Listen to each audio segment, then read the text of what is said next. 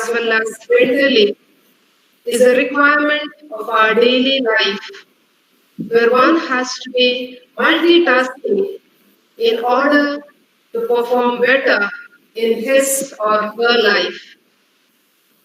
A fit person can face all the challenges of life and will always emerge to be a successful person. Good evening, my dear parents, students, and staff. It is said, a sound mind in a sound body. In an attempt to promote fitness among school children, CBSE observes Fitness Week since 2019. And this year, we have been asked to observe this Fitness School Week in the month of December as a part of Fit India movement. The prime objective of the initiative is to bring about a behavioral change in school children from spending passive screen time to active field time. This year, unfortunately, due to COVID pandemic, children are locked at home. Still, CBSE is trying to make children active even at home through various activities. And already a few activities are conducted for the students and staff of our school.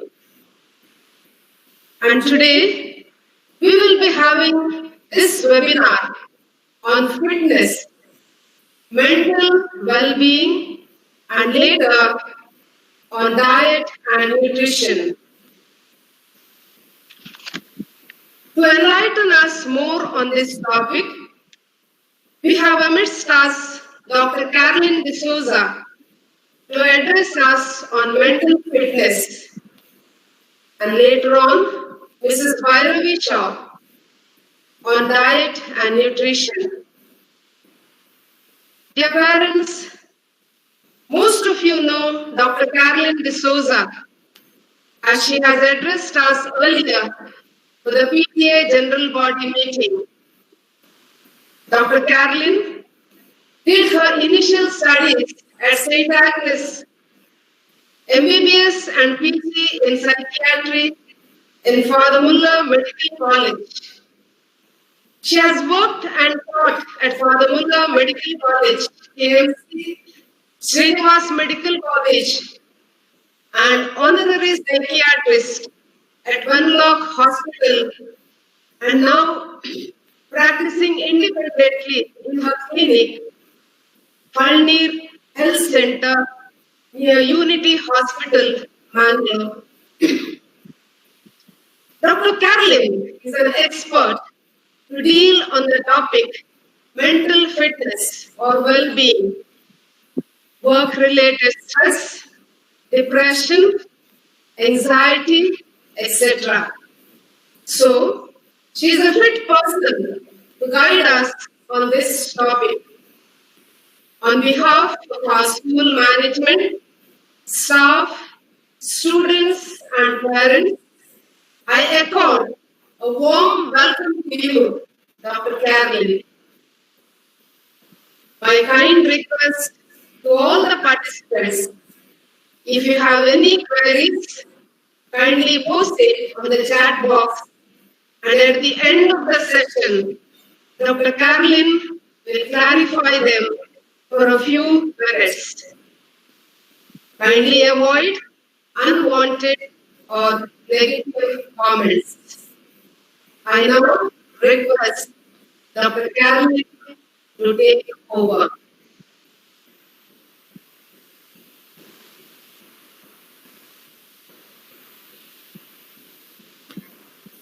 A very warm good evening to all the Carmelite parents, students, and staff.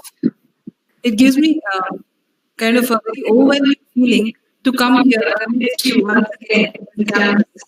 But previously, I've addressed you all, amidst all of you all face to face. It was a very kind of heartwarming kind of feeling. But indeed, as Sister mentioned, it is a COVID time and we have most of our programs virtually. So, looking forward, being healthy, physically, mentally, being active for the future so that we get an opportunity again to meet each other face to face. So, today I'm given the topic mental fitness amidst COVID times, and this can be followed even in future during any kind of crisis. So, I will kind of share my PPTs. And as Sister said, any kind of doubts we have, any kind of queries, or any experiences to share, feel free. And I would like to read your comments.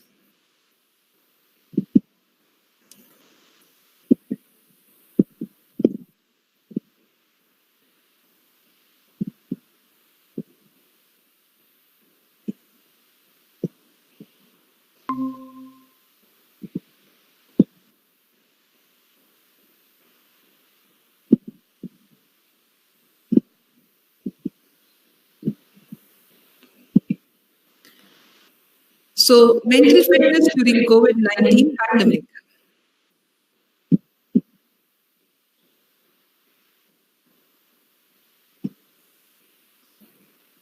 According to most of us, I'm sure when we say health, we always have a perception. Health is most of us do not have any kind of ailments. Physical ailments or neurological ailments is what we get striked about. But as a psychiatrist, and the more emphasis being given now towards mental health, I would want to tell you all that mental health refers to cognitive, behavioral, and emotional well being.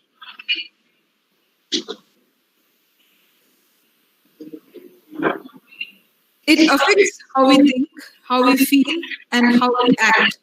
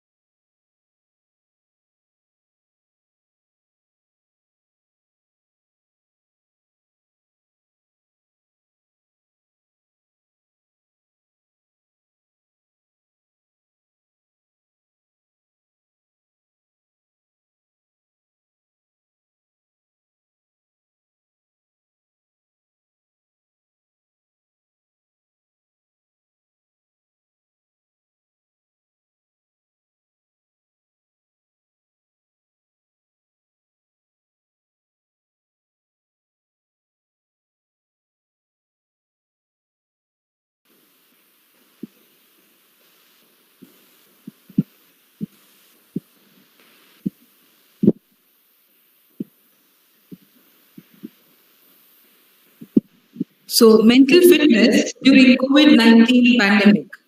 And as we all know, the pandemic has been a kind of a roller coaster ride for all of us. All spheres of life, all sectors, most of the students, elderly, and the general population have been affected. And this has really caused an impact on our health. And when we say health, It includes a major part being mental health. Mental health is nothing but improvement or a betterment of our cognition, our behavior, and our emotional well-being. It affects how we think, it affects how we feel, and our actions. It helps determine how we handle stress, how we can relate to others, how we make choices. It is important in every stage of our life. For example, children, it is very important as it is a growing phase. In adolescent age, they take decisions about their future, about their friends, about relationships, and they decide about their future. In adulthood, they have a lot of responsibilities about children and about elderly and about themselves. So every age is very, very essential if you look at the life. And hence, our mental well-being is very essential. So we should realize that being healthy or working towards mental health is not where we are going or where we are reaching, but it is how we are doing and how we are proceeding over there. So it's a journey. For example, if you go from Mangalore to Udupi, it is a journey which is important and not the destination. So we have to realize the journey in our life towards mental health, acquiring a better mental health is important. Now, what does it allow people to do? This kind of positive mental health. Everybody talks about positive mental health. Everyone focuses on that. Everybody thinks that you have to read good, be good, and you have to think positive. But what does it kind of direct us towards? It makes us realize our full potential. It allows us to cope with stress of life. We get more productivity, and also it helps us to kind of contribute our talents into communities. So this is about mental health and wellness. It is not just us, but also we as a social being in this society promoting wellness. Now, in this pandemic, why is it affected? What the studies show that 40 to 50% of the population have been affected mentally. And time and again, over 10 months now, we have seen many people visiting psychiatrists, mental health professionals seeking help. Few of them, or few percentage, have also succumbed to this kind of pressures. So this could be either a constant fear of contracting infection.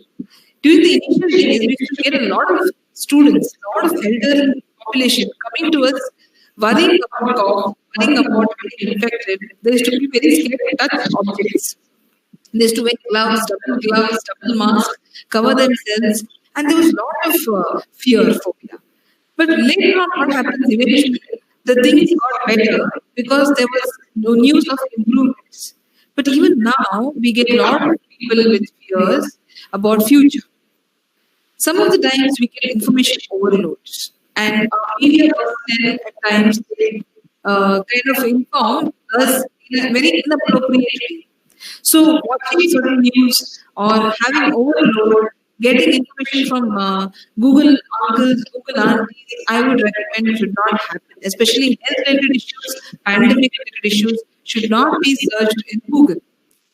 Sometimes our life has been changing rapidly. What we have planned and what is happening is entirely different. So drastic changes are happening in our daily lives, our plans, our procedures, our systematics, everything is kind of disrupted. So this can be a big problem. Most of the people who are systematic, punctual, and have always planned their future, planned their students' future, and for students who are always systematic, it's caused a lot of disruptions. At times, we cannot move. For example, people in the Gulf cannot come down to India. People in Europe cannot come down. People over here cannot visit. Whether there is so restricted movements have happened, and that is the reason it can cause a lot of isolation and inability to discuss, inability to share, no verbalization. So problems can happen. Social isolation. Initially, it was quarantine government or officials to quarantine us. But now we have learned self quarantine. We have learned how to isolate ourselves. And we are so much in love with the loved ones that we have isolated ourselves just to be precautious. We don't infect others. Schools have been closed. Disruption has happened in work, life balance. Most of the colleges and schools I go, teachers miss students a lot. They are missing students every day, teaching routine. Students, when they come to me, I ask them what is happening, how are you feeling. They're just, I'm waiting to go to school, ma'am. waiting to go to see my teachers, ma'am. So this kind of feeling I can see, they're yearning to go back. So most of the students come with depression, problem with eyesight, spondylosis, or problems with their nerves, tingling numbness. So a lot of things have been happening. And the major problem has been the economic or unemployment issues. So we have seen cutouts at workplaces, cutout in salaries, people going unemployed, people going bankrupt. So there are no salaries being generated. Office is not yet opened, so 50% of workload, definitely 50% of your salary can't. The income has not been better. Expenses are the same. So a lot of things are happening with the working population and the ones who are homemakers because with the limited amount, the limited resources, they have to run the families. So just imagine the pressure, and I can feel it. I can feel it when people say, I can empathize with them, and I'm sure those who can hear me. So we have a lot of challenges, and let us just enlighten what the challenges. Here, financial instability, whether there, underemployment or unemployment, pay cuts, job seizing has happened. Most of the time we are over-informed, most of the time we are misinformed. Sometimes we don't know where the source is, what kind of a source of information we're getting, but we believe on the informations. Rumors have been spread. Excess consumption of sensationalizing news, like what can happen, someone died somewhere. What was the reason? He went to the hospital and he was murdered. Such kind of news. So what happens is people are so scared. People are skeptical to go to the hospital even if they have something serious. And students, if they go to schools, they can have a problem. So these kind of things really make the parents, make the students wonder what can happen. So these kind of news, we should know how much to watch and from where to watch. At home, we can see a lot of families sit together now and continuous discussion happening. So we don't know if discussion happening is in the right track or on the wrong, but discussion happens and people want information. So they bring in some information, pop up information, and they discuss among peers and among parents. Sometimes we have seen unhealthy coping mechanisms, and I'm sure people say that I drink alcohol because I'm stressed, I smoke because I'm stressed, I kind of use substances, oily tablets because I'm stressed. Sleeping tablets people take, they go to the market, they get some sleeping tablets, they use gums, they use chainikai or madhu, panparag, and it's increasing. Substance abuse is increased tremendously in our society now. And we are seeing a lot of alcohol consumption rise. Why? Because of these first and second problems. And people are scared. They are worried. They cannot face that I'm going to get a COVID infection or my family is going to get a COVID infection. I rather get zonked off and I consume alcohol and I sleep off. Or I smoke and I get better. So people have gone to worsening substance abuse. And once they stop because there's no money, they go into withdrawal syndrome. Some of them it is increased to 56 to 70% of rise in internet dependence, internet addiction, gaming addiction, PUBG or Fire Free Fall. These kind of games have increased now. So what happens is purchasing is increased. There are a lot of offers by the kind of social networking sites. So it pops in every time you switch on. And it's such an attractive thing, for most of the time, ladies especially, something 50% to 80% offer means definitely I want to buy. So I have got 2 or 3 clients who came to me saying that I cannot stop going and shopping online. I've become a shopaholic. And please help me for this. And the son came for game addiction. So the mother and the son have been treated for this kind of addiction. And our lifestyles have become haphazard. I'm seeing 80% of the population have come to their hometowns, IT professionals, and work from home. So they work throughout, their pressure has increased, deadlines have increased. So what happens is they work till 2 o'clock, 3 o'clock in the midnight, they sleep late, they wake up late, they cannot have breakfast, overeating happens, binge eating happens, they start eating munchies, no motivation to do exercise, and they lost a lot of weight. Some of them have lost a lot of weight, and we see people have gained weight also. But definitely, this is the negative part. But some of them I've seen who have really become more systematic also, and have kind of become more punctual, more better, become healthy because of their lifestyle modifications happening due to COVID. So we should not be negative. Now, how professionals can stay mentally fit, and I'm sure Many of us are professionals. Either we can work from home, or probably we have been working from home earlier. Most of the parents are professionals. Teachers also are professionals who are working from home or coming to school, managing their kids as well as their schools. So how we can stay fit? Taking a break when we watch a television show, or we're watching some series, we're reading, listening to some stories. Let us take breaks in between. Let us try to reduce our screen time. Reading kind of causes problems. It causes dryness in the eyes. I think ophthalmologists over here will really agree with me. A lot of cases have come to you, and 2021 you all will be having more cases with dryness of eyes, watering of eyes, and eyesight issues. Orthopedicians also can have problems coming to you, because you'll have people with cervical spondylosis, back pain, obesity, more of weight in the abdominal areas. So this can cause problems. So if you want to get informations, get updated with the most needed informations and what is really important. And you see how not to get infected. What can I do to have protective measures for myself and others? Let us continue to stay fit and protect ourselves not to get infected. Let us regularize our lifestyles. When we are stressed, I would always suggest to take deep breaths. Stretch at times, stand up, stretch yourselves, stretch every part of your muscles, meditate. Okay, meditation really helps. Meditation doesn't mean that only chanting religious kind of chants, but say something positive to yourself. Eat healthy, well balanced meals, and I'm sure there'll be a more authorized person coming and talking to you on this aspect. Exercise regularly. Okay, exercise regularly, get plenty of sleep, approximately 8 hours at least. But again, when I say sleep, I always believe it is not a general statement, because some of the students tell me 5 to 6 hours is more than enough. Some of the elderly people tell me I get only 4 to 5 hours sleep, I'm happy. And the middle aged people, usually after 40 to 60, they say I need 5 to 6 hours. Some of them get freshened up when they get 5 to 6 hours. It's okay. Don't have to lie on the bed and keep tossing yourself because I want 8 hours. No. How you feel fresher is important. If you feel you get fresh by 5 to 6 hours, it's okay with you. It is a system. It is an inbuilt system. Try to avoid more of starch, more of sugars, especially if you're sitting on the chair and you're sitting and working.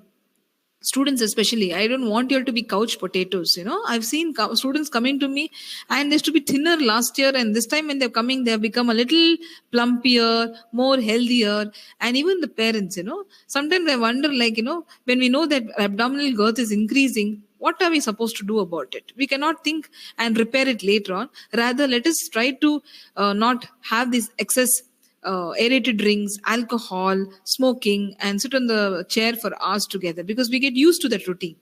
So let us avoid watching binge serials or series. What happens if we scroll a channel? Lot of serials come back to back.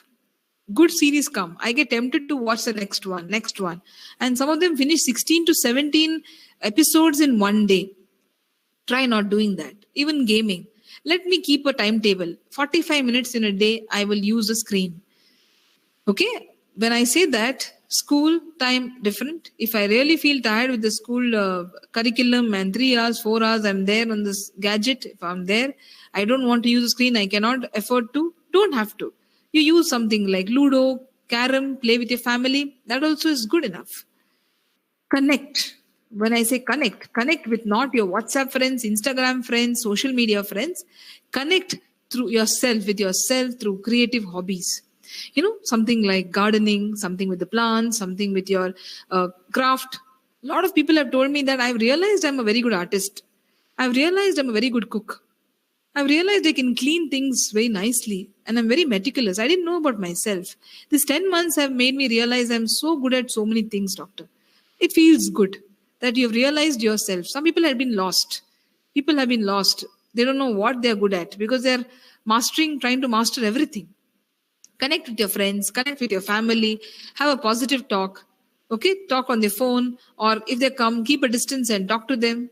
Get involved in your domestic chores. Try to make life very happy. Like, for example, you have your parents and you have yourself. Students, try to divide your rule. So what happens? Everybody finishes your work in, if it was 2 hours, your mom takes, you finish in half an hour because you divided your job. Your mom also gets some time with you. You get some time relaxed also. Your mom doesn't say you don't help her anymore. And you also feel proud that I have helped my mom. I'm feeling better about that. Call your dad along. Tell him also to help. So what happens? Your dad also feels better that I'm also learning. In case I go along with my mom to my granny's place or somewhere else, my dad can manage well. So most of the men also have become very self independent also and have managed well because they have been locked down somewhere. They couldn't manage alone, but somehow they've tried and they've succeeded. So these things can really help. Connect with your spirituality, with your faith. At times, nothing works. Sitting 10, 20 minutes, closing your eyes, taking a deep breath, and thanking God for giving you this day, especially being positive and a successful day also can work wonders. When you thank and when you say, I'm happy, I'm grateful, definitely you'll feel more happier and more cheerful. Youth, and I think 80% of the youth are affected. 80% of the youth are affected because of this lockdown, because of this pandemic. They're lost in touch, anxious about, very uncertain about the future. They don't know what's going to happen. When is college reopening? Every day is a testing time for them. They get a message that you will have a class. Again, they get a message you don't have a class. Schools are reopening in November. Schools are reopening in December. Waves are getting repeated again. So they're very difficult for them. Same environment. If they have a property where they have garden, it's okay. If they have elderly, if they have neighbors, it's okay. But if they are locked down in a flat system, it is very difficult. And it's by experience I'm saying this. Lot of students come and tell me, I just want to go back to school. I don't mind staying in the school campus all the time, but I want to go back to school. Very difficult because a lot of school exams are getting cancelled, postponed, practical classes cannot be happening. So again, indecisiveness. What happens is a lot of programs happening. Not very many schools have systematic programs. And at least CBSE follows activities apart from academics where students get engaged. They have singing competitions, they have academic, and they have craft. So I like when parents kind of force or they pressurize children get participate in that. It's okay. Your talent is not important how good you are or how bad, but participate. Participation is important. You feel good. You feel a sense of involvement and you feel that yes, I have done it. It's okay. Result is not everything. So these kind of things is good rather than telling your students, no, you don't do it. It's not good for you or you're not good for it. Let them participate. Let them be 100% participation. Let them get boosted up. You involve in their dressing up, makeup, props, everything. You just do something with them. It also is an involvement and they feel good that my parents are there to support me. Because earlier it was in the schools, you couldn't come and participate. Now it is from the home. Definitely participation and involvement is much better. Children do love it. And it's very difficult for students to do distance learning. They tell me I can't concentrate more than 10 minutes. And I have to tell them also what is I have understood. I don't understand anything.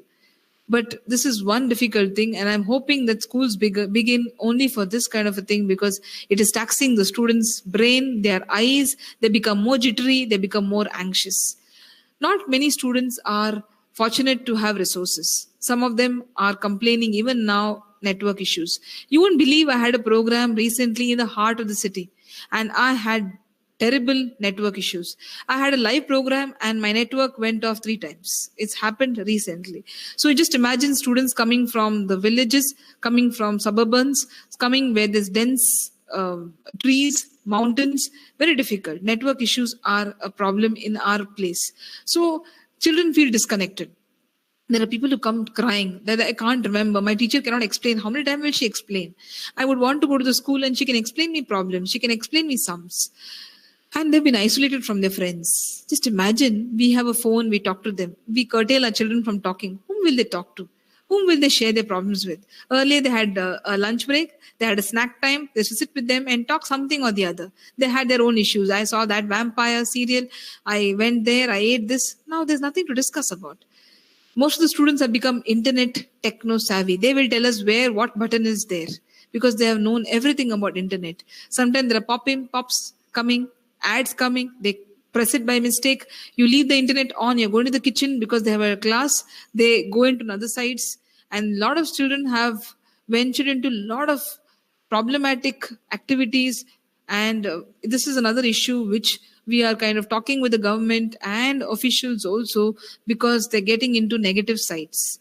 So one important issue, we have to learn as parents how to be more savvy, at least technologically, so we can guide them and we can monitor their internet activity. Sometimes physical abuse and violence has increased in the youth because of the frustration, irritation, and stress. They're not able to handle it, and they're showing it in the physical and verbal abuse manner. How youth can stay mentally fit? Now, this is for the youth, okay? Stay informed. Most of them get information because your parents are watching news, you two are sitting with them glued because you cannot watch your serials, you cannot watch your channels. Your parents are sitting over there, you have to watch the news. So sometimes rumors, sensational stories can happen from the peers and you start believing in it. So get right information and know from which source you're getting it. Hold on to the moment. For example, don't plan too much ahead, because that also can be a really a difficult situation, because many of them have planned 2020, 2021, I'm going to do this, I'm going to do that. Not much happened. So it has affected many of them and they've got very hurt about it. So be mindful about your thoughts and actions. Do one thing at a time. So be active. If you're inactive, if you keep taking a lot of breaks, if you break yourself and do not work accordingly in a very systematic manner, you get into an anxiety mode. So what I believe is actions are always an antidote to anxiety. So be active and be action filled. Use this time to learn and grow your skills. See, your elderly population are there at home. You have your grandparents at home. You have your help at home. So you have learned something with gadgets. You have learned something with cameras. You have learned what to do, how to go to Google Meet. We have learned. Teachers have learned. Most of the teachers never knew what is it. We knew only chalk and board. That's all. We never knew what is technology. We have learned. And students teach us. So teach your parents, teach your elderly at home to be tech savvy. Definitely, in case you are going for a holiday in future, you can communicate, you can be this way. So distances will be lesser. Seek help when needed. This is not just for the elderly, not for the middle-aged, not for the parents, not for the staff, but also for the students. When you feel I need help, talk. Go and tell your teachers, I need help. When distressed, talk to your family. Remember, you're not alone. So, something to watch which stimulates you positively. What's are the positive views? Stay disciplined. So, remember, having an exercise at least 20 minutes initially and graduating yourself 40 minutes to 1 hour is important. Okay, involve in healthy talks at home. Eat well. Watch what you eat. And it's not meaning that I treat only veg, only non-veg, only leaves, not required. Eat well, digest yourself well, do exercises, and definitely it works. Avoid junk food. At times we have a lot of packets at home, junk food packets. I finish one period, second one, second period. So what happens is it keeps increasing my weight. I get oily skin, dandruff issues, pimple issues, and again depression for the youth. How can parents, most of us worry, what should I do, doctor? What can I do as a parent, as a caretaker, as a warden? Okay, what can I do? How can I help? As a grandmother, what can I do? So basically, it is important to involve with them and to be a model yourself, to improve their life skills like coping with stress, coping with their emotions, how to solve problems. Very important. So first of all, to teach them communication. Communication doesn't happen when you sit with them and say, yes, open up, tell me. Tell me now what happened to you. It doesn't happen that way. It's not that simple. Someone comes and just barges on you, sits on you, pushes things on you. We don't like it. Similarly, students need a little bit of space. They need to be comfortable with you. Only then it works. Sometimes they become very judgmental, agree it or not. I'm sure you can definitely inbox me. You can put this on the comment box. Most of us, we start becoming judgmental. If I'm a child and if I say, Mom, I have a crush on a guy, how many of us as parents start not becoming judgmental? We start saying, see, it is not good. This is not the right age. You should not do this. Boys do this. Girls can do this. Am I right? Yes. So let us not be judgmental. Let us sink in the issue first. Let us take a deep breath and let us think, what are we supposed to say? And what was our reaction when I was small? How did I mature? I also was a student when I was small. Things happened. So let me be cool about it. Let her handle it. I will help her. I will become a friend and I will not talk only negatively or in a judgmental manner. Teach them responsibilities like what? You have to do this and you have to do that will not work. You have to be an example. You have to be an example and you have to do it and appreciate them time and again to say that you are responsible, you are accountable for your deeds. Teach them involvement in the activities and start calling them in for some of the other small household chores. Suggest them to restrict screen time. And for that, you'll have to give them something apart from screen time. For example, books. Example, A4 sheets to paint, collages, taking them out or playing games with them. You cannot say go and play. What you'll have to do is you'll have to play along with them. You start saying that I love art, I love music. So can you teach me? Can you be with me? Can you sit with me and can we read together? So you can kind of share what your experiences were with that novel and your child will share her experiences. So it'll be a very good combo where you're sharing fiction and non-fiction or horror, crime, such kind of discussions can happen. Sometimes you can dance together. Most of the moms say, I need to lose weight. So losing weight can happen when you dance together, when you do Zumba together, when you do exercise together. So children can be an example for the parents and you can be best friends in that way, not just actions, not just talking, but also through music, art, and literature. There are very small children in our house, starting from LKG, UKG. They are also it's a very difficult time for them. They were hoping that they had exams, and from LKG, I will graduate to upper KG, and I'll get a nice coat, and I will be graduated. And many of them wanted to enter school, but it did not happen. The parents are stuck up far abroad in other cities, and they're very upset that I cannot meet them. They cannot go out of the house. When they come to my clinic, they say, it's been 9 months, I haven't stepped out. Just imagine their fate. It's very difficult, You go out to the market, you go out outside to kind of places of worship, you go out to get some grocery, to pay the bills. But children are not allowed. Just imagine how it is frustrating to them. They're isolated from their friends. They cannot say hi. They cannot go and give a high five. They cannot do a lot of things. They cannot share their tiffin boxes. It is a pain when you listen to their stories when they come to the clinic.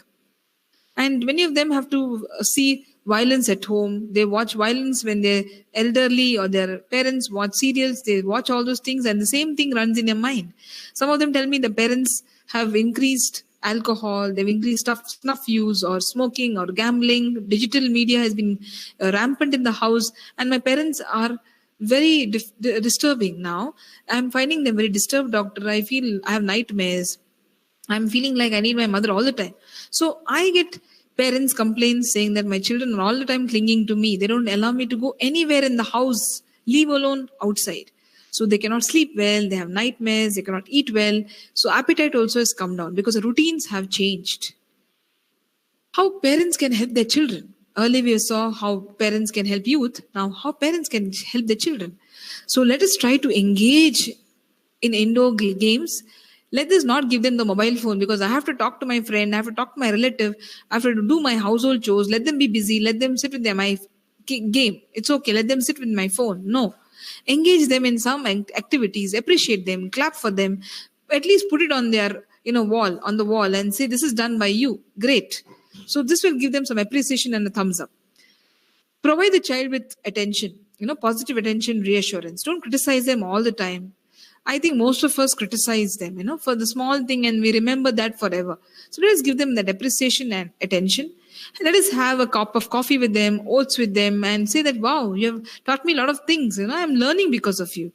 Let us keep them well informed about social media, cybercrime, what happens with mails.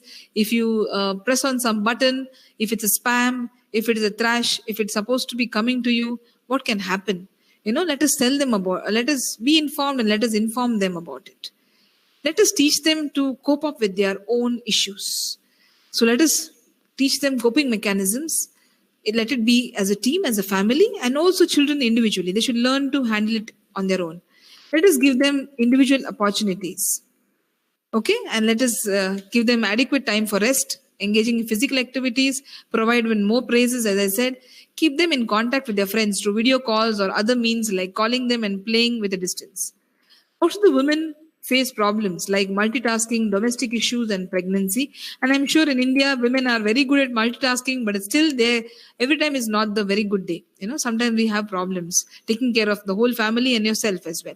Domestic issues can happen, financial crunches. Women manage the house, money, they save money, they have to spend money, a lot of things. Pregnancy during this COVID time is challenging. Mental issues are kind of devastating during this time. Doctors' unavailability, lack of healthcare facilities, faraway places, I mean, stuck. Women, listen to me. Stay well connected. Reorient in your domestic space. Okay? Don't try to do everything. I can do everything. My family shouldn't suffer. So don't do that. Distribute your work, involve your family members. Facing uncertainties is the essence of life. Life is not going to be smooth. Manage your children, but remember, distribute responsibilities, having routine for them, having routine for yourself. Don't start negatively thinking about the future, their future, your future. Teach them to be positive. Give yourself grace, give yourself a me time, engage in dancing and positive meditation, and prioritize yourself. Do some good exercise, pep up yourself, have a good shower when you're upset, go and sit under the water for at least 5 minutes when you're very mad at your children. Make boundaries, voice your issues, make it clear. I mean, don't scream, don't retaliate, sit and explain to the children or to your spouses or to your family members what you're trying to say. Talk transparently about what is not okay and what is okay. In case if you find a friend, if you have a confidant or a counselor, share with them issues and get better help. Elderly at home, aging population more at risk, isolation happening to you all. A lot of elderly are sitting and listening to this program today. I can understand what is happening. You cannot go to your places of worship. Neglect is happening. You are disabled. You cannot go for routine checkups. You cannot meet your doctors. Not much of information happening.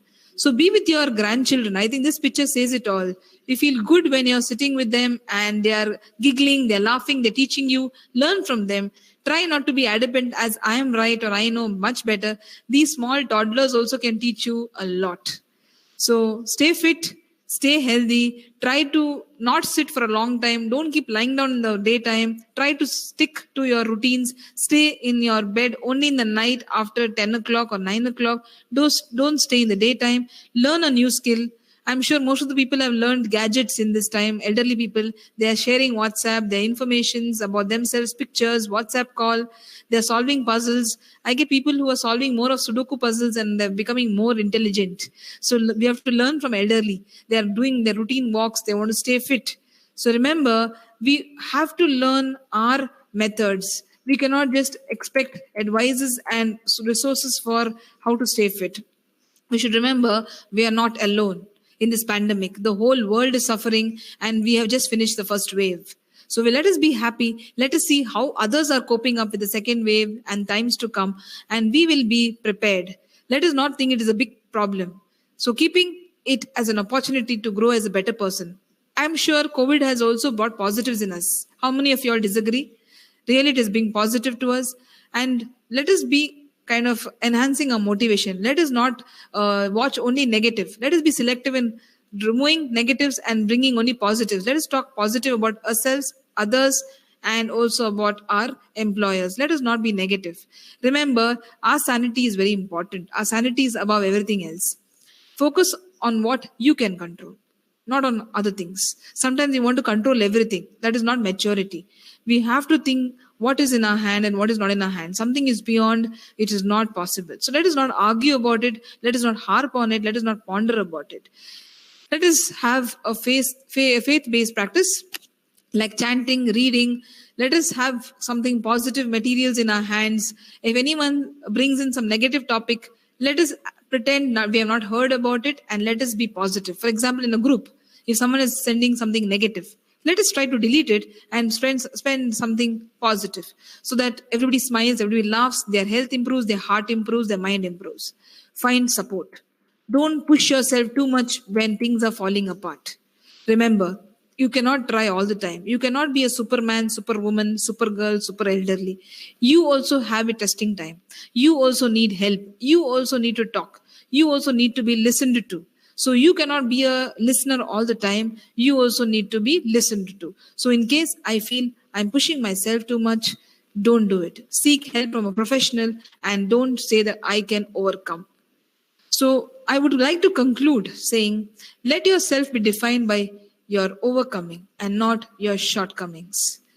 Thank you very much. And I'm thankful for giving me this platform to share my views, my experiences in how to be fit. How to be fit. And I'm sure all of us know this, but this is just like a revision, like how our children get revision classes.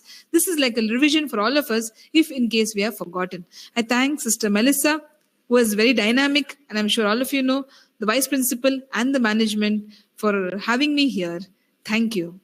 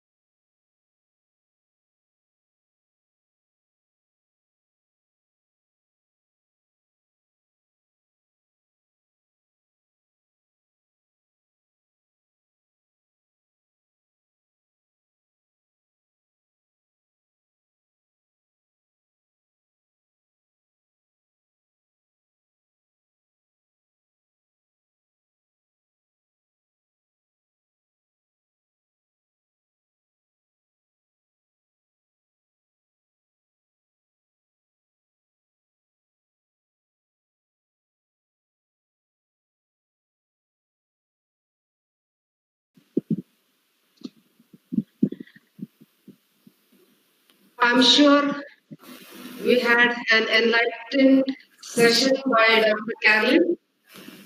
Dear parents, students, teachers, if you have any question, um, Dr. Carolyn will clarify it. I request you kindly not leaving the meeting.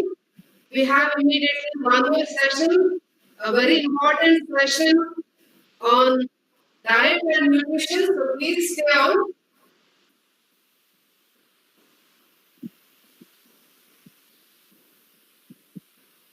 Um, I think most of the points or all the points Dr. Carolyn has covered. So there are no queries, no questions. Only thank you, Dr. Carolyn. So on behalf of everyone, I thank you, Dr. Carolyn, for enlightening us on mental fitness during this pandemic. And you have elaborately dealt on this topic, giving everyone useful tips, parents, teachers, as well as students. So, thank you very much and God bless. Thank you, Sister Melissa. Dear parents, teachers, students, kindly don't leave the session. Immediately we will start. Just give us 2-3 minutes to start the second session. Till then, just watch a video.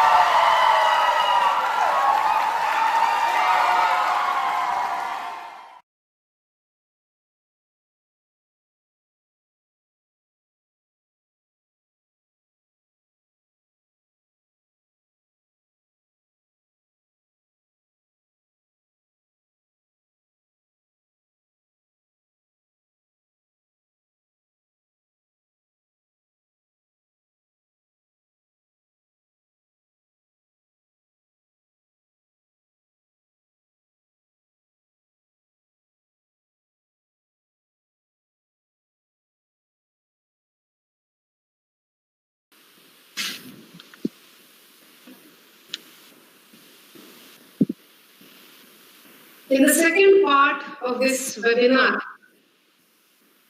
we will have a session on diet and nutrition.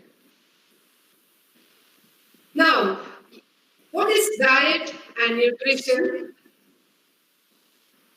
Diet can be referred to the food and drink a person consumes daily and the mental and physical circumstances connected to eating. Nutrition involves more than simply eating a good diet. It is about nourishment on every level. Dear parents, teachers, and my dear students, to enlighten us on this topic, we have an expert amidst us, Mrs. Bhairavi R. Shah, a health and wellness coach. Madam has won the course from California Institute of Integrated Science. She is actively involved in creating awareness on healthy diet and nutrition and has conducted workshops to different groups of people. Mrs. Bhairavi is the right person to enlighten us on diet and nutrition.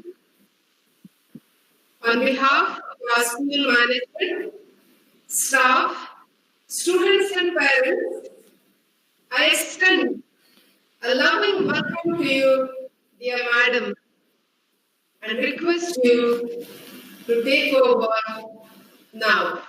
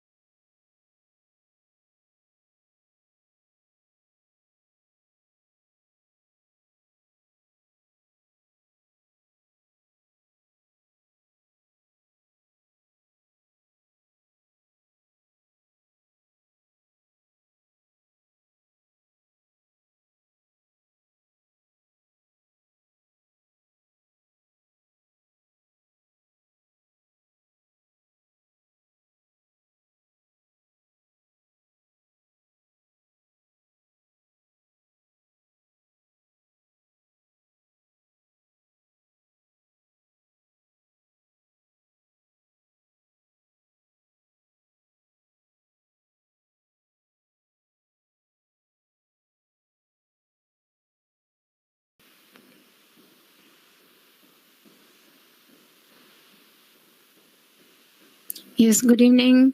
I would like to thank the management, principal ma'am, the teachers, staff, and the students for attending this interesting diet and nutrition event.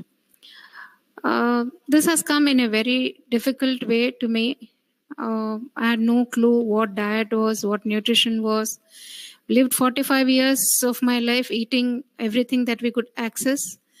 And then when the body started collapsing, when it started going downhill, that is when the importance of food was understood. And that is when I started looking for avenues to straighten up things in my life. And that is the reason I feel this is the most important subject to be talked about or people to be educated about.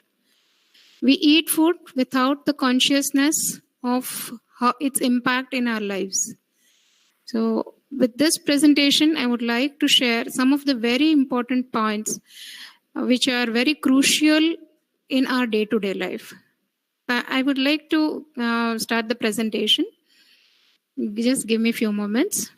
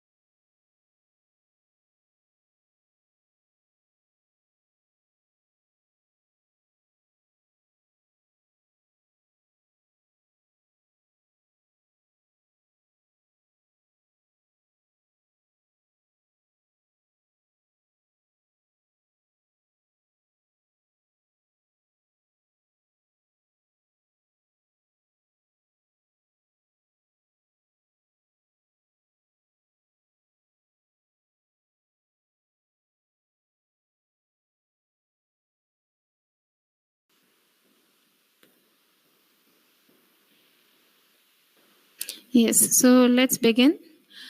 Diet, nutrition, and immunity during the pandemic. Why is it so important during pandemic?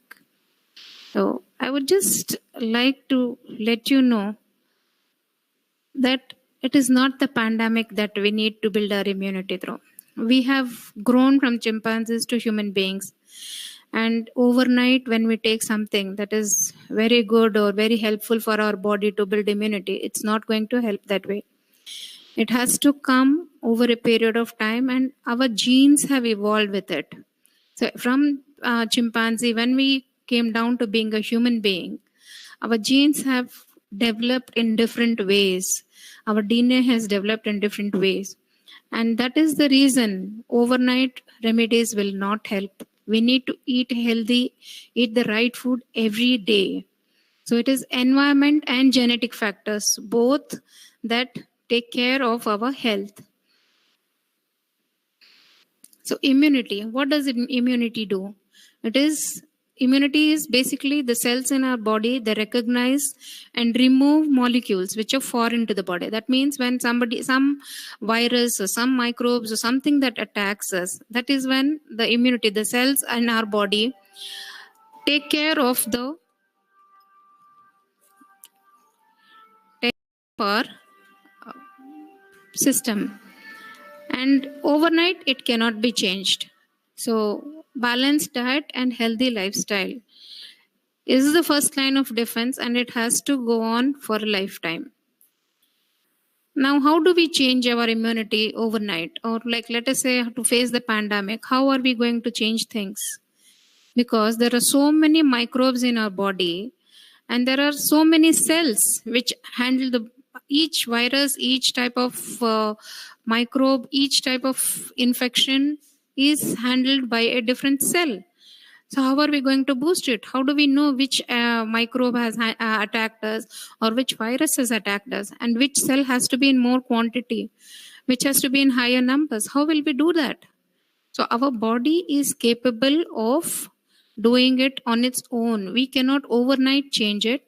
We need to focus on our diet and nutrition on a daily basis to help it improve. And it has also been found that stress also has a great impact on immunity. So if we are stressed out, then we will not be able to handle the issues. Our immunity will become low and we will not be in the good shape. So for that, we need to get into regular practice of some relaxation, meditation, do some deep breathing. So when we have ample amount of oxygen, that also helps. Do little exercise, stretch ourselves, and yoga is the best way to do it. Because there are so many simple moves. One Surya Namaskar can give you so many different movements. The whole body gets the movements. And balanced diet. That should be the way we should move forward. So what is a diet? It is what we eat. We all know that we eat. Yeah. So what kind of things that we eat? So each culture has South Indians, they eat rice more. North Indians, they're into eating wheat more. When we see the West, there is more of bread. When we see the East, there is more of meat there. So each culture has some preferences, and a healthy diet is something that can nourish our body. So when we see that we are now in India, it has been seen very commonly, we adapt to everything that is in fashion. Chinese, we are fond of it. American, we are fond of it. East, West, North, South, anywhere in the world, whatever is happening, we eat. But have you ever seen a Chinese getting into an Indian restaurant and eating Indian food, gobbling up? Have you seen an American do that? They may have a bite or two, or maybe a meal, but that does not become their lifestyle. Whereas in India, it is becoming our lifestyle. Bread was never our breakfast. It has become our breakfast now. We were not into having cold drinks with colas or sodas with our lunch or dinner. It used to be buttermilk and curds. Now we have got to eating and drinking the wrong stuff, which is not suitable for our food. It may be good for their lifestyle, but not for our lifestyle. Indians have evolved over a period of time. We are actually much more evolved. We can take all the tastes. All the 6 tastes can be felt by an Indian. You find it in any recipe of an Indian culture. You just go into anything. You look into a sambar, you'll find there is jaggery, there is cumin seeds, there are so many spices in it, which you will never find in a Chinese or an American diet. We are able to take it because that is what we have evolved into. We have actually much more superior culture than theirs. Superior in the sense that we have, our evolution is like that we can take it. And we have so many different weathers. There it is, most of the time it is winter and it's cold. And there's one summer. Here we have so many seasons. We have actually 6 seasons. So that is the way our body has been designed to take in all these weathers with different kind of, what you eat in summer, you don't eat in winter. So that is the reason that we need to focus on eating healthy, but also what our country, what our culture has given us. Now, what is nutrition? Nutrition is basically getting energy from the food we eat. We get vital nutrients for it, which are required for our survival. So from where does it come? From anything and everything that we eat. Why is it essential? It reduces the risk of diseases and overall health of an organism. Like when we eat, we are able to survive, right? And how are we made? We are made of cells. Each square centimeter, you can say, each square centimeter of our body also has so many cells. So it says our body has 100 trillion cells. And how many people live in our families? 4, 5, 6, 8, 10. And we are finding it so difficult to handle them, manage everybody and things like that. Then imagine what is going on in our body. Our body is more intelligent than we think we are. It has 100 trillion cells and it knows what to eat, how much to eat, but we overrule it and we just eat what suits our taste buds, not what our body requires. So now there's something very crucial that I want to share. This is basically we've been studying from class 5 onwards that what are the essential nutrients. It's carbohydrates, proteins, fats, vitamins, minerals, and water. I'll come to this a little later in detail, but more than that, I would like to show you. One second, I think there's something has gone wrong. Yeah, water, the importance of water. Why is water important? I see many of us skip drinking water. Why? Because we'll have to visit the washroom. We don't like to visit washroom in unknown places. So we skip drinking water. But water is the most important thing other than our food because that is what carries the nutrients to our whole body. It keeps our body temperature normal. Suddenly you start feeling hot, suddenly you start feeling cold. It helps us to keep the temperature normal. It avoids dehydrating us. It lubricates our joints and cushions. And it protects the spinal cord. Just imagine how important our spinal cord is. I mean, it protects that. And it helps us to throw out the waste. It is through urination, perspiration, and bowel movements. Water is also available in fruits and vegetables. So we skip this most important thing and we try to take in a lot of, we are seated in our office desk, we are drinking tea, coffee. Like we don't mind drinking tea and coffee, but we go on with it. That is where we are going wrong. Water is most essential, and we need about 8 to 10 glasses depending on our activity also. If we are active in sports, we need more water. And fiber. Why I have come to fiber suddenly? Because fiber is like a toothbrush. It helps to clean our whole intestine, our digestive system, right from your mouth to anus. It helps to clean. Fiber is something that will clean it up. It will help with regular bowel movement. And there are two types of fiber. When you eat a tomato, you must have seen a peel. The peel just curls up. It does not cut itself. Well, when you cook, it will just curl up. If it's overcooked, it will just curl up. But whereas the pulp, it will dissolve with the gravy, in the gravy. So that is a soluble fiber. And what does not, that is the insoluble fiber. So fruits, vegetables, grains, nuts, beans, all these things give us fiber. And why we need fiber? See, this is the structure of our intestine, small intestine. That is where our body absorbs all the nutrition and that comes from our food. So the villi, you can see the villi, it is a finger-like structure that is covered throughout our small intestine. And that's villi is, each cell is, it has this capacity to absorb the nutrition that passes through the small intestine.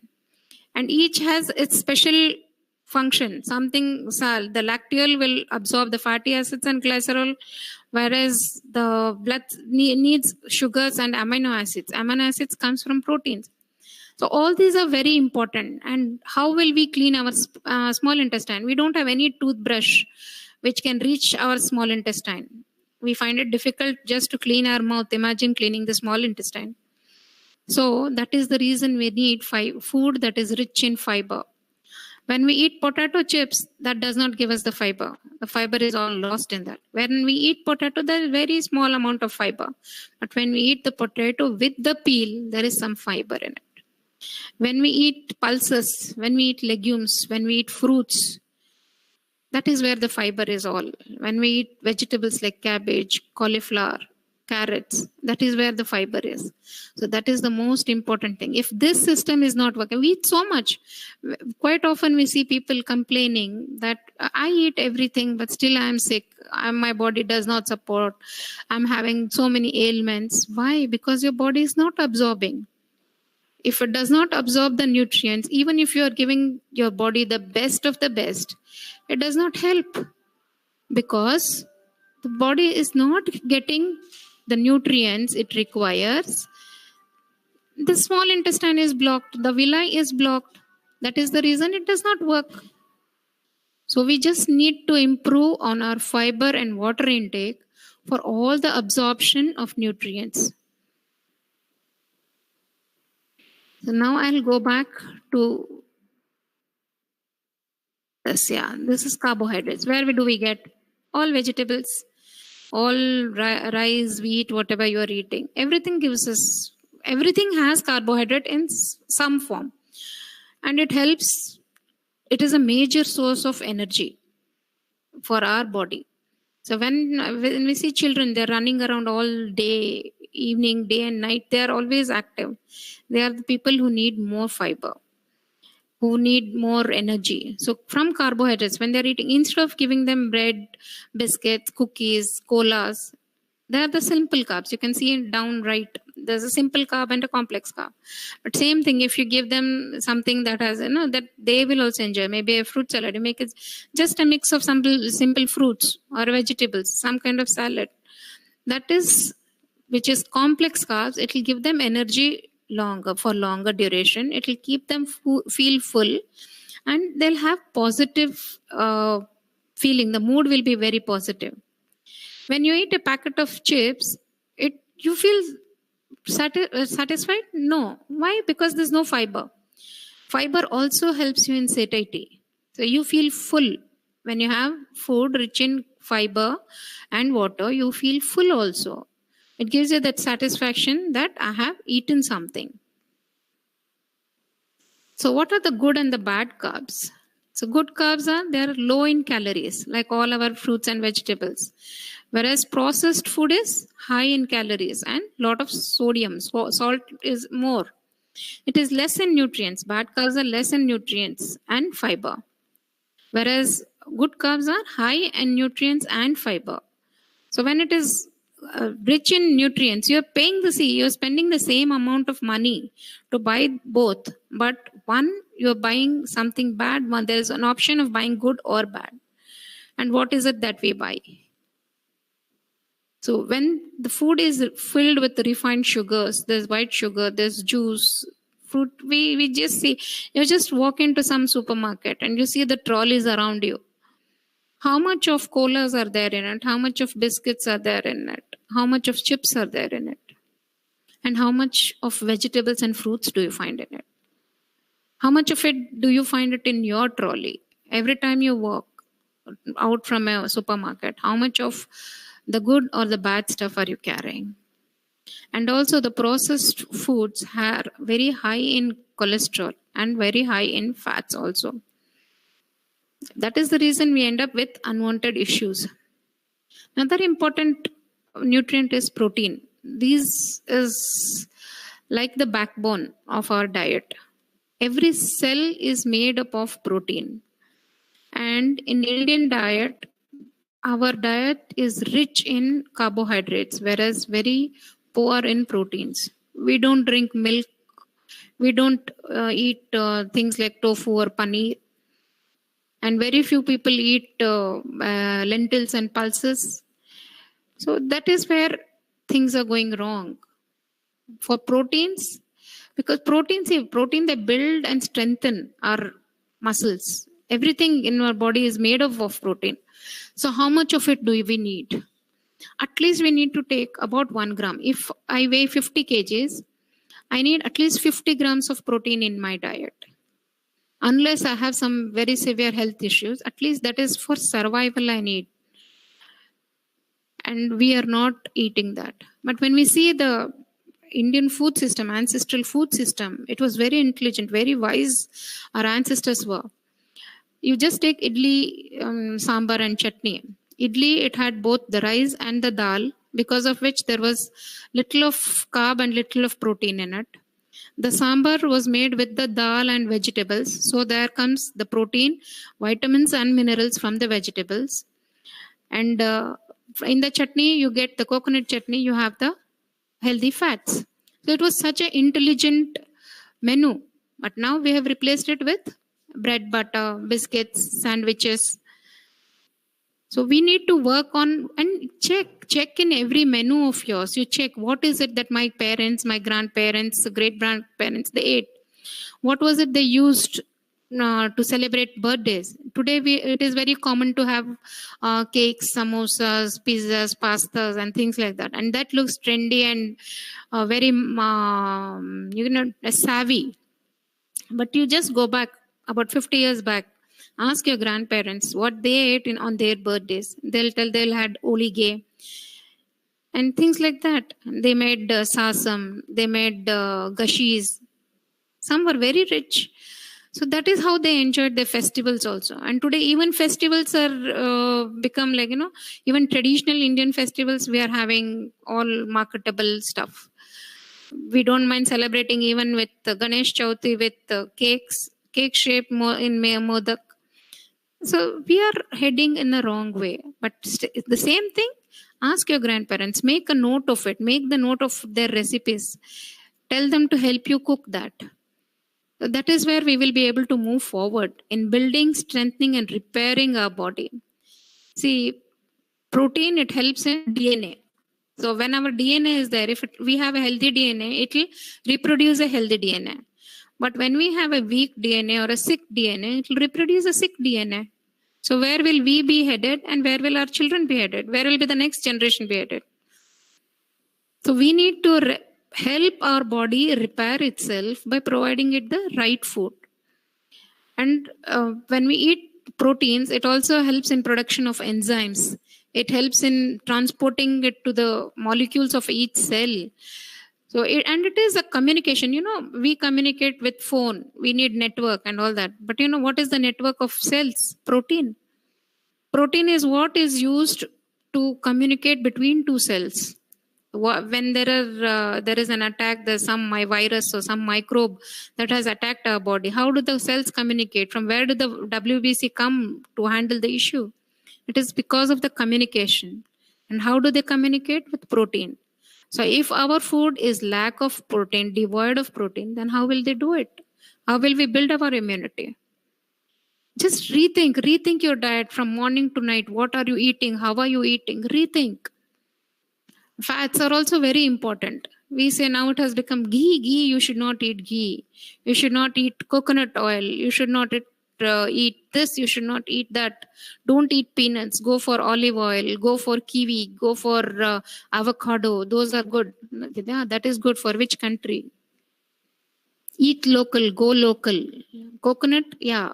See, in our country itself, when you see Indian geography, you'll find in South India they use coconut oil. Whereas when you see towards Calcutta, Bengal and Punjab and those areas, you see they use mustard oil. Mustard oil is very common there. Whereas Gujarat, Rajasthan, you see there is peanut because that was what was grown locally there. And that is why it helped your body also. When you're eating local, it helps your body also because the environment is like that. And crops that grow in that environment are suitable for your body. And olive oil does not grow. Our olive oil is not Indian. It is not made for our body, and we are taking it in huge quantities. Coconut oil, somebody said coconut oil is not good. If not, for whom? For which country? Under what circumstances? So we need to rethink our food habits also. And what do they do? What do the fats do? They store energy. You see, sometimes when we are fasting, earlier food was scarce. So whenever they ate a handful of peanuts, that would give them enough energy so they could survive for a few more days till they get the proper food. You see, Malayali people, they have beautiful dark long hair. Why? Because coconut. Some people, you see, they have very nice skin. Why? How? But some others don't, because there is a mismatch in what they're eating. And we say carrots are very good in certain vitamins and all that. But if there is no fat along with the carrot, you will not be able to absorb the A, D, E, K vitamins. They are fat soluble vitamins. So when you eat, we need, that is why it is said, we need balance in our food. And fat cells also help to insulate our body. Like you see in the polar bear, it is having a lot of fur. All the animals you see, they have a lot of fur. That keeps them warm. But what about us? What about our human body? We no doubt wear a sweater and things like that. But still the warmth is kept because of the fat. That is the reason fat is also required in our diet. Though it's not required in huge quantities, small quantities, it is still required. And it also helps in brain development, controlling inflammation and blood clotting. It is very vital. So don't skip out fats thinking that I'll become fat, I will look ugly, things like that. No, you don't need it in huge quantities, but yeah, required in moderation. See, there are types of fats also. This picture very clearly shows what is good for you and what is not good for you. So that's things that come from the plants directly are good for you. Coconut, peanut, all those are good for you. Mustard seeds, that is good for you. But what is made in the factories, there is a mix now, mix and match of sunflower with this and rice bran with that. And so we don't know what is being done. That is all hydrogenated. Hydrogenated oils are called trans fats. And that is what is commonly used in making all deep fried stuff, be it your chips, samosa, puri, whatever. Hydrogenated oil is what is used to make these stuff, and that is the most harmful stuff for our body. That is what is causing heart blockages, cholesterol, severe high cholesterol. Even in young students, we see nowadays teenagers having high cholesterol. Why? Because the day starts with junk food.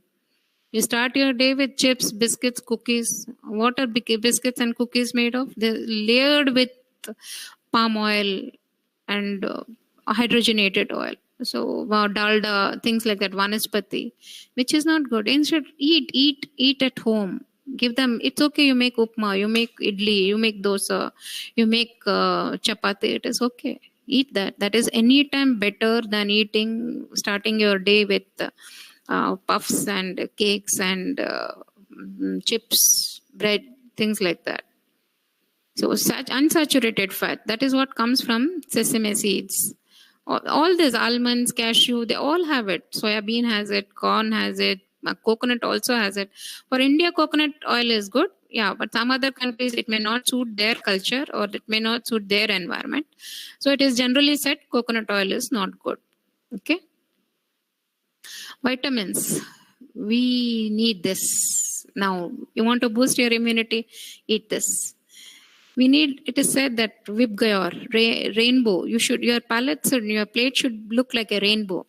That is, have lot of colors in it. That is when you see your sambar, you see, it has so many different colored vegetables. That is where your vitamins are. So our body needs these. These are very essential for them to grow and develop normally. And these are found in huge quantities, like, though huge in the sense, because that is where it is available in vegetables and fruits. These vitamins are available, and vitamins A, E, D, K. These are only fat soluble. So if they are not, there is no fat in your, let us say in your sambar, you just boil the vegetables, boil the dal and make some masala, but there is no fat in it. There is no coconut oil or something in it. The nutrients from carrots or some other vegetables vitamins will not be absorbed in your body. So you need vitamins very much, and there are fat soluble and water soluble, both types. So, and it has been found very commonly that vitamin B, Indians are a little on the back foot for vitamin B and vitamin C. And see, when you have vitamin C here, I would like to make a special mention that when we are eating lot of stuff that is loaded with sugars, our cells block vitamin C. They don't absorb. If there is sugar levels in your bloodstream is high, our cells don't absorb vitamin C. So please make a special note of it. Just check how much of sugars go in. Sugars not only in the sense of white sugar, but also in whatever else you are eating. Even if you are eating fruits, even if you are eating vegetables, some of them just go on, and some of them add sugars to their fruits. They make juices out of it. Orange juice, mango juice, banana juice, milkshakes, and all that. So if you are adding sugars to it, remember, if it is whatever healthy stuff you are trying to intake, if your body is overloaded with sugar, it will not absorb vitamins and minerals. So all the reason of you eating something healthy or nutritious, it all goes down the drain. There's no point in it. Minerals. are there are two different kinds.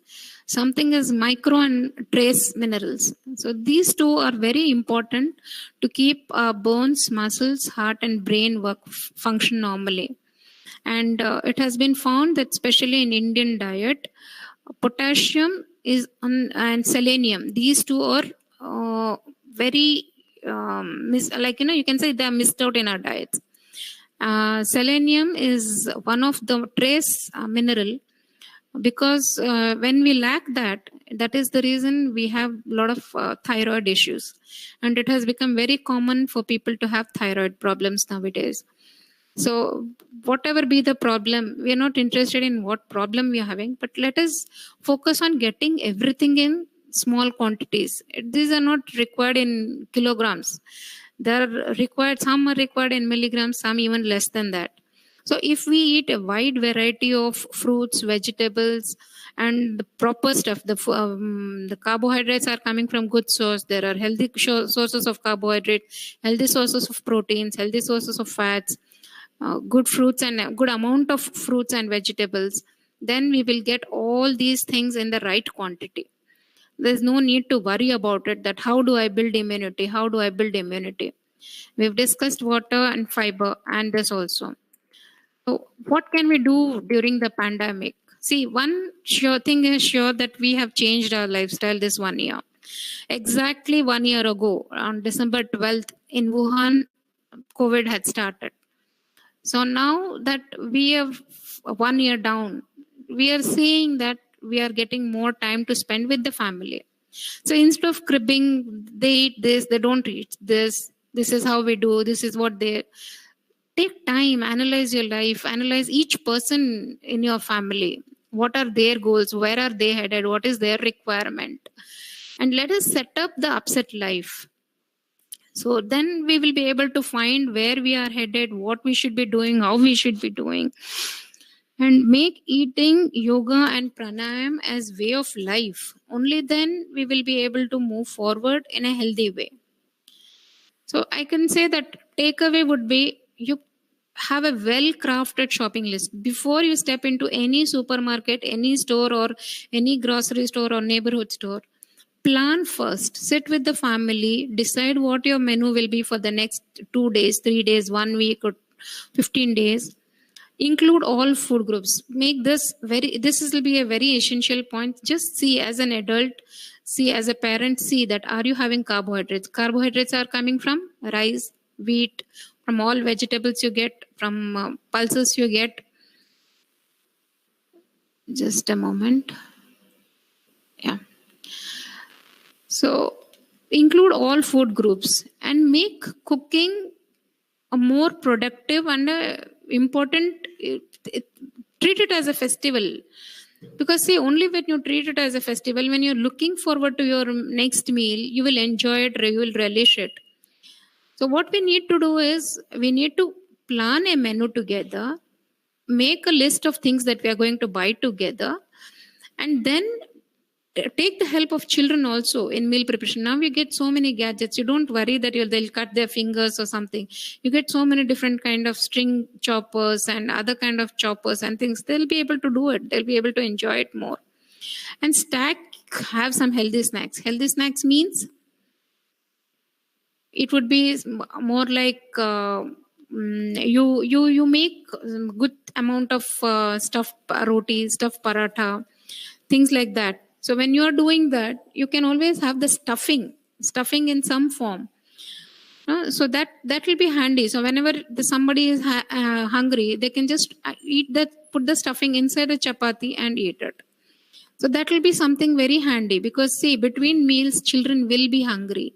And because we cannot provide them throughout the day, like, say 8 o'clock they had their breakfast, again at 11 they are hungry. We may not be able to cook. If both the husband and wife, both the parents, if they are working, they may not be able to provide a cooked meal from home. So instead, have something which they can eat in between also. So and stick to some timing. And the most important thing, don't use any gadgets when you're eating. Stay away from TV, stay away from your mobile, make it a family time. See and teach you. Maybe your children are not aware what the food contains. So you just tell them, did they relish this? Did they taste the drumstick? How was the taste of drumstick? How was the taste of the bitter gourd? How was the taste of something else that you have added to the meal? Tell your adults, that maybe the grandparents are there, tell them to help you cook something good for the family. So make them show the importance of what they're eating.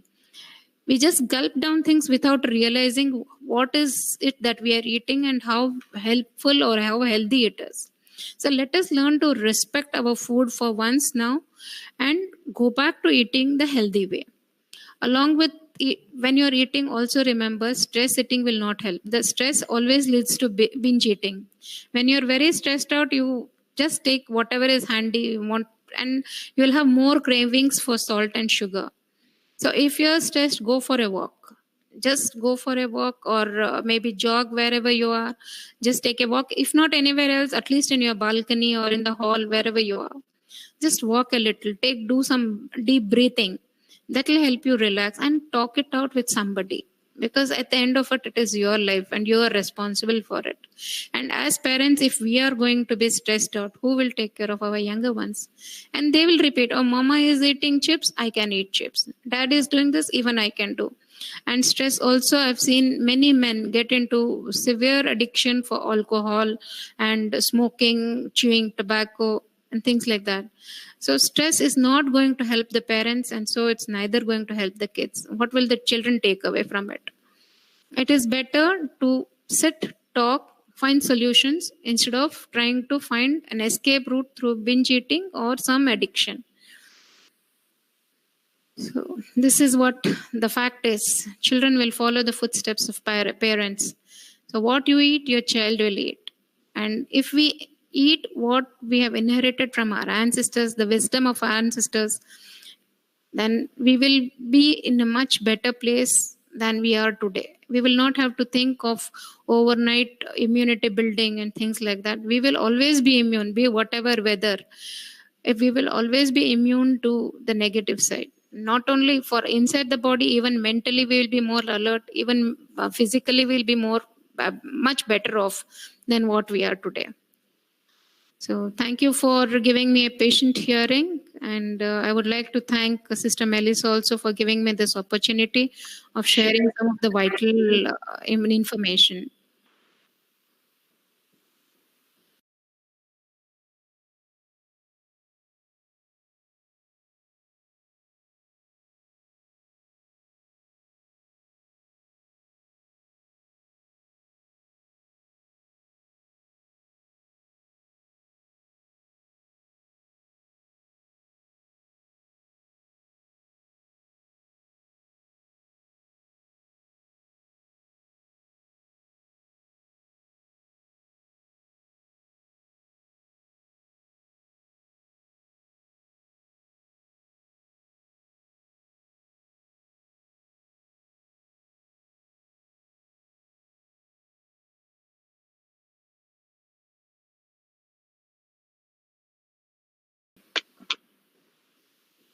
If you have any questions, you can please type it in the chat box. We can discuss them.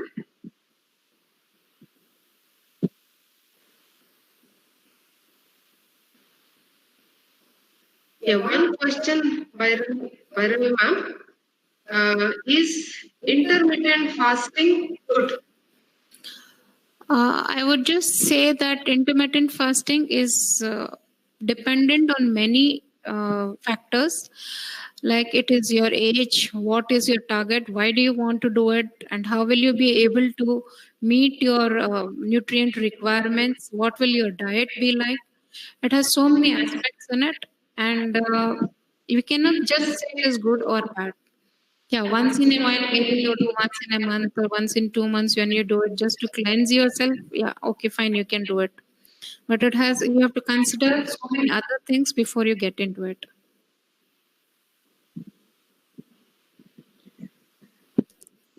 Yeah, I think um, most of them have expressed their satisfaction, happiness. that points are covered. All the points that are covered by you are very helpful for them. Yep. So, on behalf of our school management and all our parents, staff, students, I sincerely thank you, Madam Bhairavi, for spending your precious time with us and enlightening us on diet and nutrition, especially during this COVID time. You have dealt with the topic very meaningfully, beautifully, covering all the aspects, how water, fiber, vitamins, minerals are required, and how we need to have a balanced diet along with exercises. That's very important. So, thank you very much. Thank you, dear parents, students, and staff for taking part in this webinar. And I'm sure the activities that we had this week on keeping yourself fit, keeping ourselves fit, will help us to maintain good health, mental well being, and we are healthy, wholesome in every aspect. So, thank you. God bless Thank you all. so much. Thank you for having me.